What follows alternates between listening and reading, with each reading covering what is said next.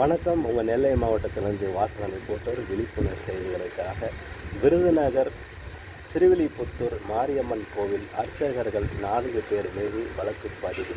பெண் பக்தர் ஒருவர் மீது அத்துமீறி நடந்து கொண்டதாகவும் அவர்கள் ஆட்டம் போட்டதாகவும் சமூக வலைத்தளங்களில் பரவி வைரலாகி வருகிறது.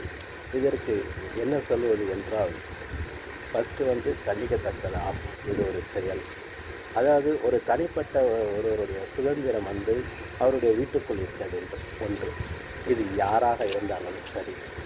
ஒன்று, தனிப்பட்ட சுதந்திரம் சொல்வது அந்த 4 செவத்துக்குள்ளே அவங்க இருக்க வேண்டும், தனிப்பட்ட கருத்து. ஆனால் இவர்கள் ஒரு பொது இடத்தில் இப்படி பக்தர்கள் மீது நடந்து கொண்டது குற்றத்திலும் குற்றமாகும் ஒன்று. ஆகவே சட்டப்படி உரிய நடவடிக்கைகள் எடுக்கும்படி நெல்லை மாவட்டத்திலிருந்து வாசகன் ரிப்போர்ட்டர் சார்பாக எனது கருத்தினை தெரிவிக்கிறேன். நன்றி.